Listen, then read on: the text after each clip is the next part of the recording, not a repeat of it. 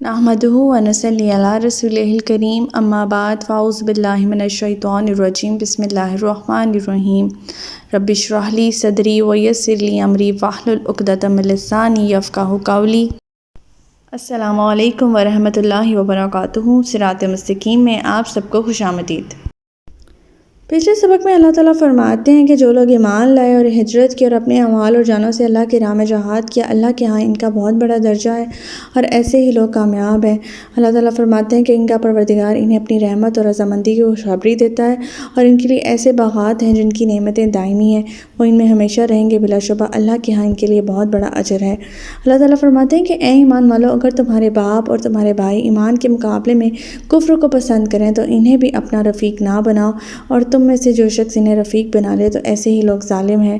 پھر اللہ تعالیٰ فرماتے ہیں کہ اے نبی، عام مسلمانوں سے کہہ دیجئے کہ اگر تمہیں اپنے باپ اور اپنے بیٹے، اپنے بھائی، اپنی بیویاں، اپنے کنبے والے وہ اموال جو تم نے کمائے ہیں اور تجارت کے مندہ پڑنے سے تم ڈرتے ہو، تمہارے مکان جو تمہیں پسند ہیں، اللہ اور اس کے رسول اور اس کی راہ میں جہاد کرنے سے زیادہ محبوب ہیں، تو انتظار کرو یہاں تک کہ اللہ اپنا حکم لے آئے، اور اللہ نافرمان لوگوں کو راہ نہیں دکھلاتا۔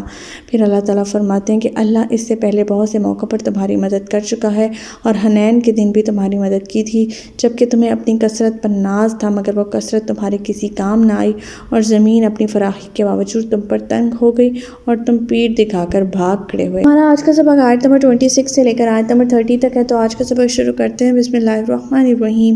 ثم انزل اللہ سکینتہ علی رسولہ وعلی المؤمنین وانزل جنودا لم تروها وعذب الذین کفروا وذلک جزاء الکافرین۔ پھر اللہ نے اپنے رسول پر اور مومنوں پر تسکین نازل فرمائی اور ایسے لشکر اتارے جو تمہیں نظر نہیں آتے تھے، اور کافروں کو سزا دی، اور کافروں کا یہی بدلہ ہے۔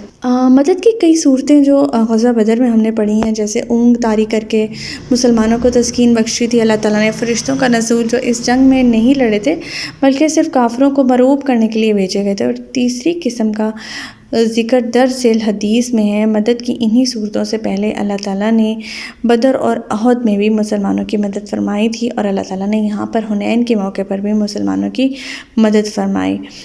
سیدنا سلمہ کہتے ہیں کہ جب دشمنوں نے آپ صلی اللہ علیہ وسلم کو گھیر لیا تو آپ خچر سے اترے اور زمین سے ایک مٹھی خاک اٹھائی اور کفار کی طرف پھینکی۔ پھر آپ صلی اللہ علیہ وسلم نے فرمایا دشمنوں کے چہرے بگڑ جائیں۔ پھر کفار میں سے کوئی بھی ایسا نہ تھا جس کی آنکھوں میں یہ مٹی نہ گئی ہو، اور یہ مسلم کی حدیث ہے۔ آیت نمبر 27۔ ثم یتوب اللہ من بعد ذلک علی من یشاء واللہ غفور رحیم۔ پھر اس کے بعد اللہ جسے چاہتا ہے توبہ کی توفیق دے دیتا ہے، وہ درگزر کرنے والا اور رحم کرنے والا ہے۔ اب جنگ کا یہ انجام دیکھ کر ان قبائل کے بہت سے لوگ ایمان لے آئے۔ پھر تقریباً 2 ماہ بعد یہ لوگ رسول اللہ صلی اللہ علیہ وسلم کی خدمت میں حاضر ہوئے، جو اس وقت مکہ میں مقیم تھے، اور درخواست کی کہ ان کے اموال ان کو واپس کر دیے جائیں اور لونڈی غلام آزاد کر دیے جائیں۔ آپ صلی اللہ علیہ وسلم اس وقت تک یہ سب کچھ مجاہدین میں تقسیم کر چکے تھے۔ آپ نے انہیں جواب دیا کہ تم بہت دیر سے آئے ہو، میں تمہارا انتظار کرتا رہا، اب تو سب کچھ میں تقسیم کر چکا ہوں، اب تو یہی ہو سکتا ہے کہ تم اپنے اموال واپس لے لو یا لونڈی غلام۔ ان لوگوں نے لونڈی غلام لینے کو ترجیح دی، چنانچہ آپ صلی اللہ علیہ وسلم نے ارشاد کی تعمیل کرتے ہوئے برضا و رغبت مسلمانوں نے سارے کے سارے لونڈی غلام انہیں واپس کر دیے۔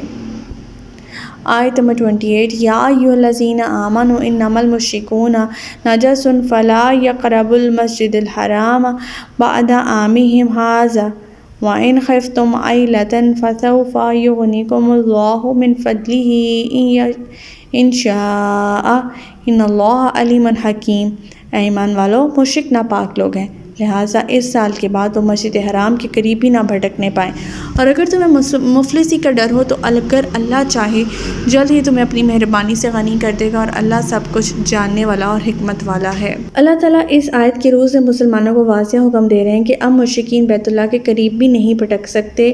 مکہ جہاں اس مقدس مقام تھا، وہاں ایک مقدس مقام تھا، وہاں ایک تجارتی مرکز بھی تھا، اور یہ تجارت زیادہ تر مشرکین مکہ کے ہاتھوں میں تھی، لہٰذا اب ان کو خدشہ ہوا کہ اب ضروریات ان کی کیسے پوری ہوں گی مسلمانوں کی۔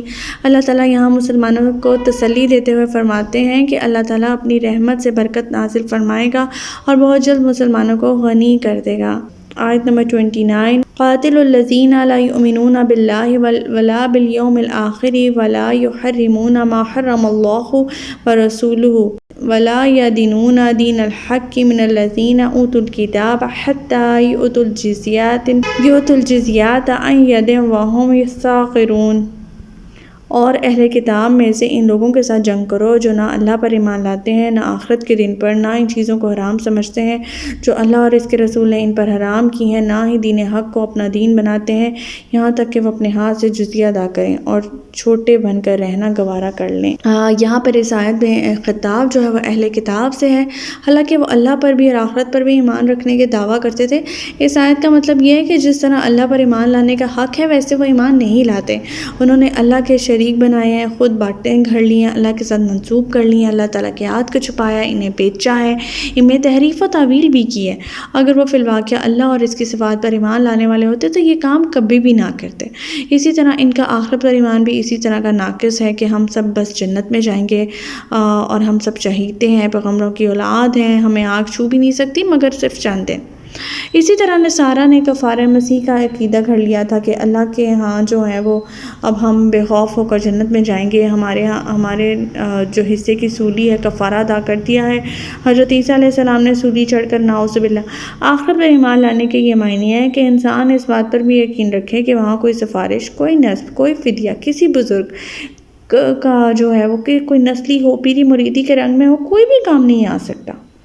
یعنی جو کچھ ان کی شریعت پر ان پر نازل ہوا ہے اسے بھی پوری طرح وہ تسلیم نہیں کرتے۔ اس آیت میں صرف اہل کتاب سے جزیہ لینے کا ذکر ہے، جبکہ رسول اللہ صلی اللہ علیہ وسلم نے مجوس سے بھی جزیہ لیا تھا، جس سے معلوم ہوا کہ ہر مذہب کے غیر مسلموں سے جزیہ لیا جا سکتا ہے۔ آیت نمبر 30 وقالت الیہود عزیر بن اللہ وقالت النصارى المسیح ابن اللہ ذلك قولهم بأفواہہم یداہئون قول الذین کفروا من قبل قاتلہم اللہ عنا یؤفکون۔ یہودی کہتے ہیں کہ عزیر اللہ کا بیٹا ہے اور عیسائی کہتے ہیں کہ مسیح اللہ کا بیٹا ہے۔ یہ تو ان کے منہ کی باتیں ہیں، وہ ان کافروں کے قول کی ریس کر رہے ہیں جو ان سے پہلے تھے، اللہ انہیں غارت کرے۔ یہ کہاں سے بہکائے جا رہے ہیں؟ اس آیت میں سابقہ اقوام سے مراد یونانی، ہندی، مصری تہذیبیں ہیں جنہوں نے اللہ کی بیوی، بیٹے، بیٹیاں بنا رکھے تھے کہ ان سے آگے اس کی اولاد کی نسل چل پڑی۔ ایسے دیوی دیوتاؤں کی ایک پوری انہوں نے دیو مالا بنا رکھی تھی اور اس کے اثرات ملک عرب میں بھی پائے جاتے تھے۔ اللہ تعالیٰ فرماتے ہیں کہ یہی لوگ ہیں جو یہی اقوام کا اثر ہے ان لوگوں پر جو یہودی کہتے ہیں کہ عزیر اللہ کا بیٹا ہے اور عیسائی کہتے ہیں کہ مسیح اللہ کا بیٹا ہے۔ اللہ تعالیٰ فرماتے ہیں کہ ان کے منہ کی باتیں ہیں اور یہ کہاں بہکائے جا رہے ہیں۔ ہمارا آج کا سبق یہیں تک تھا۔ اللہ تعالیٰ سے دعا ہے کہ اللہ تعالیٰ قرآن پاک کے احکامات پر ہمیں عمل پیرا ہونے کی توفیق عطا فرمائے۔ اللہ پاک ہمیں ہدایت دے کہ جس کے بعد گمراہی نہ ہو۔